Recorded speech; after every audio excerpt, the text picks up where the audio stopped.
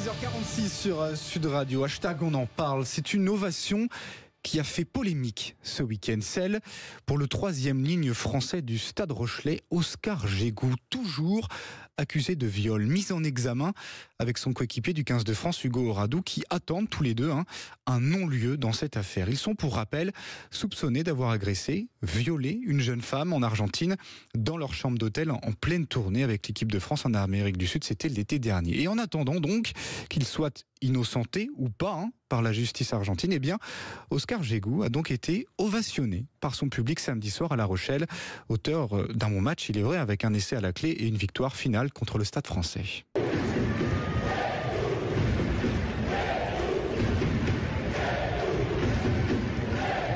On l'entend, Jégo, crie le stade. Une vidéo partagée d'ailleurs par nos camarades de Sud Radio Rugby depuis le stade, vue plus de 700 000 fois sur les réseaux sociaux. Vous pouvez aller la retrouver sur le compte Twitter Sud Radio Rugby, qui a provoqué de très nombreuses réactions. Beaucoup d'ailleurs, quasiment la totalité d'ailleurs des internautes se sont indignés. Non seulement qu'ils puissent rejouer, comme Hugo Oradou dès le début octobre, la honte, écrit notamment un internaute, très dérangeant et malvenu.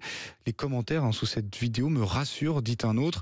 Comment peut-on l'acclamer même sans forcément le huer? Un autre explique, les Rochelais qui scandent le nom de Jégo, c'est ultra limite.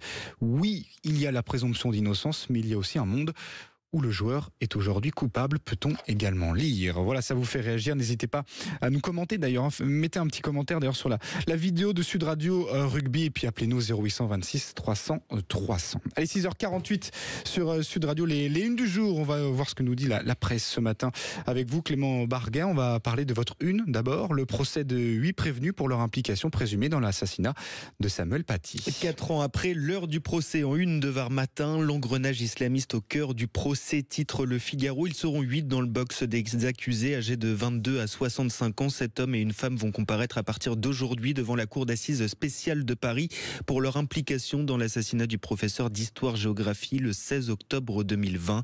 C'était à Conflans-Sainte-Honorine dans les Yvelines. Votre chiffre du jour, Clément, 66 000. C'est le nombre de défaillances d'entreprises en un an. Alerte sur les faillites d'entreprises en une du journal Le Parisien aujourd'hui en France. C'est du jamais vu depuis au moins 2010. La construction est le secteur le plus touché devant le commerce, la réparation automobile, puis l'hébergement et la restauration. Merci beaucoup Clément Barguin.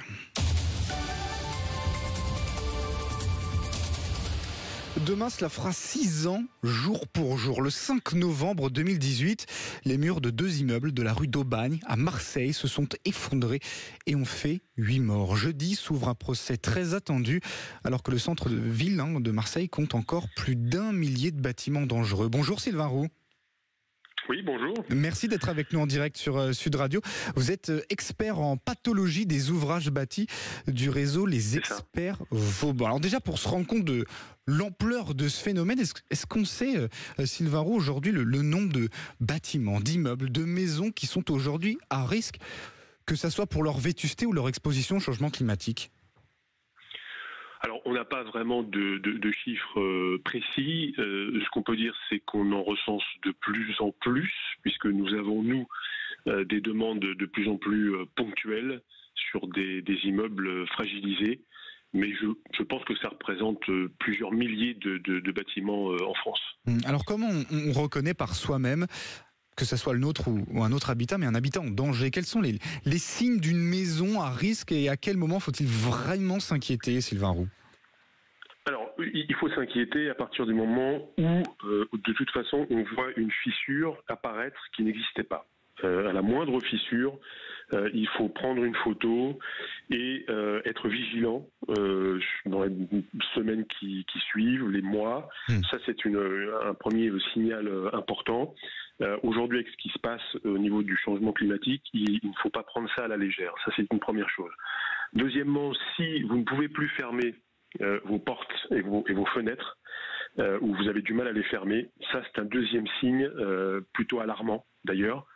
Et ensuite, le troisième signe, c'est les craquements. Si vous entendez des craquements dans votre habitation, et si vous avez donc ces 3 signes qui apparaissent assez subitement, il faut très très rapidement sortir de votre habitation et prévenir les autorités. Oui, c'est ce que j'allais dire, quand on a ces trois signes au même moment, là, on est quasiment persuadé qu'il y a un danger. Alors justement, que fait-on exactement? On sort de notre habitation et qui on appelle? Que fait-on? Est-ce qu'on intervient soi-même? Expliquez-nous. Alors, ça dépend de quel habitat dans lequel habitat vous êtes. Si vous êtes dans une habitation individuelle, vous prévenez simultanément votre assureur et la mairie. Ça, c'est une première chose. Si vous êtes dans un habitat collectif, vous prévenez votre propriétaire si vous êtes locataire. Et si vous êtes propriétaire, vous prévenez votre syndic. Et c'est le syndic qui va donc diligenter soit une expertise et simultanément en informer la mairie s'il s'aperçoit que les fissures peuvent être structurelles. Il faut déterminer avant tout si les fissures sont structurelles ou non.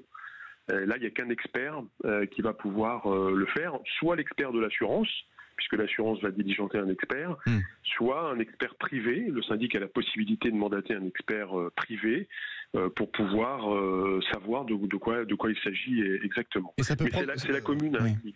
Ça peut prendre combien de temps tout ça, Sylvain Roux? Parce que, mine de rien, notre habitation, c'est là où on dort. Hein, ça paraît assez évident. Mais bon, si on doit quitter le logement plusieurs jours, par exemple, ça peut être vraiment problématique. Combien de temps tout ça peut durer?